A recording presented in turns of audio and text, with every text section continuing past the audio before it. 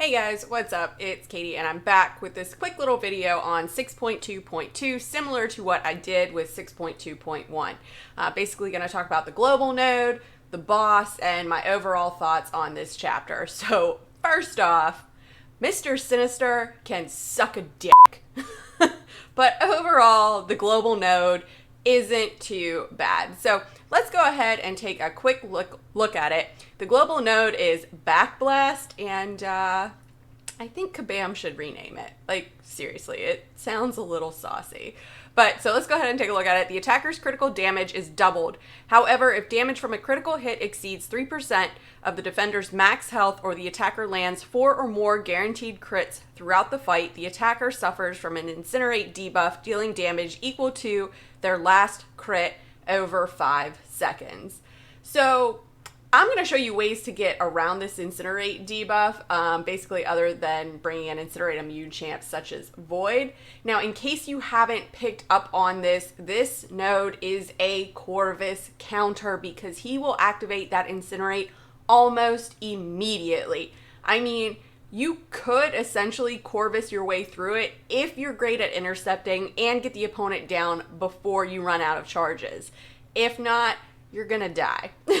But there are other ways. So if we take a look at this video here real quick, I used Void for this entire path to deal not only with the Incinerate damage, but he also doesn't hit very hard, and then you can essentially just let the debuffs do the work for you. I mean, if you look here at Emma Frost, I won't, even if I get that Incinerate, it's not going to do anything on me. But he's not really critting too much. He doesn't hit very hard. When he does crit, it's not enough to take off a max of their, that percentage of their max health, rather. So I do kind of mess up a couple times in this fight. Emma does clip me, but, you know, it's okay.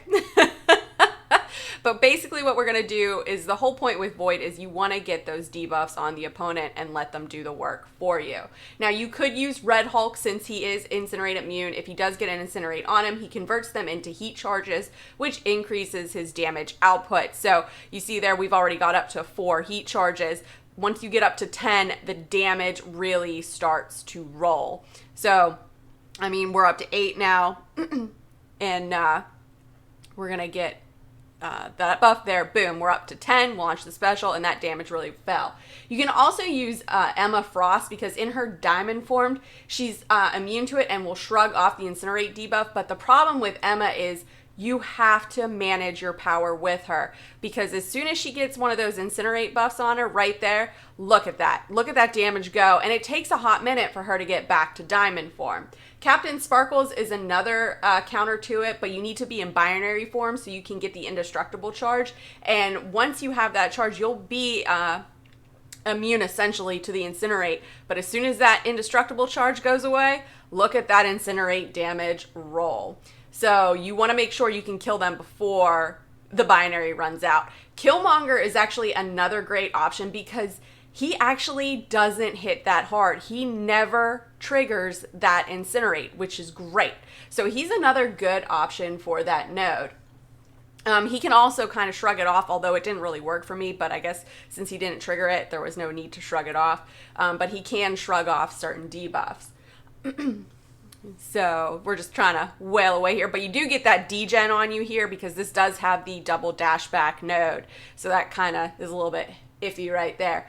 Seaton used Cap Infinity War with a skill champ in order to shrug off the Incinerate debuff and then just spammed heavies, and that is another great option because, you know, we all know Cap Infinity War's heavies hit like a truck. And then KT1, he used Ghost, and Ghost is basically built for this chapter since she just phases through all of the debuffs. I think KT got a massive amount of kills in like 10 or 15 hits. It was ridiculous. Okay, so another path that might kind of be a little bit tricky and give people problems is this Tank Buster node. And the Tank Buster node is critical damage and power rate increases by up to 125% based on the attacker's block proficiency. So for this path, you're gonna want to bring in a champ with low block proficiency, and this poses a problem for Cap Infinity War because he does have a high block proficiency. And another one that'll cause problems is this one right here, this Medusa with aggression, cruelty, and parry. Now, with Medusa, the parry is really going to be an issue for you if she auto blocks you, because if she auto blocks you, she's going to parry you and she's just going to come in and wreck you. Okay, so now what do we got? We're moving on to Aspect of Nightmares. You basically, you degen 50% health over 12 seconds and then regen it instantly. So with this one though, you are definitely going to want to come in with someone who is at least 50% health. If you come in with someone less, you're going to die. And then my favorite, just kidding, is this one here. This whole path has rage, which is going to make it a lot harder. Plus, you have to fight an Annihilus, and that's not fun. Let's just face it. Okay, so now let's talk about this Jagoff right here, Mister Sinister. He has EMP modification, which is whenever the attacker gains a buff, the defender gains an overclock charge, max 10 stacks. For each charge, the defender deals 15% energy damage with each strike. Defender's special attacks convert all charges into passive shocks, each dealing 25% of attack as energy damage over 10 seconds. He's got Genetic Perfection. Mr. Sinister begins the fight with 3 random passive effects from his signature ability, and he's got Caustic Temper. And the defender has a 50% chance to inflict poison when struck, dealing for 15% of the attacker's max health over 10 seconds. Additionally, if the attacker has no active fury buffs, the defender takes 90% less damage. So he's got a lot of stuff going on. In order to do any damage with Caustic Temper, you have to get a fury buff. So you're gonna want to use a champ who naturally gets a fury buff, or you can use this synergy right here with Heimdall and either Angela or Hela, which will give you a permanent fury buff. So basically what it does is once per fight, Heimdall will incinerate on your behalf, dash back, and hold block for 1.5 seconds, gain an infinite duration fury buff, increasing attack by 15% base attack. So only Heimdall doesn't get this. So it's any champ. You can bring in any champ, and if you dash back and hold block, you'll see a little timer pop up. Once the timer completes, you'll gain a permanent fury buff. So that is awesome. Okay. So that will help you deal with Caustic Temper, but you're still going to have to deal with EMP modification.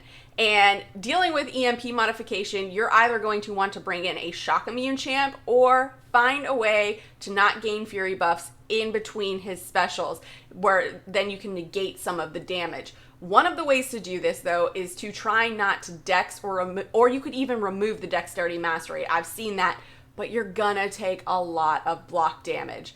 But so what most of us are gonna try to do, we're just gonna try to avoid that damage. We're just gonna try to survive it.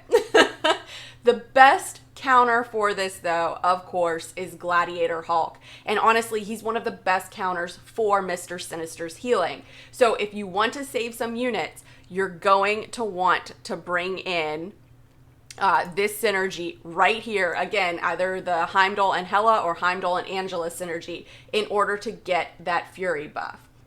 And another thing that makes this fight really hard is every time you die, Mr. Sinister gains a persistent charge. Now, he can gain one of these depending on what you are using. So if you're using a mutant, he's gonna gain a prowess.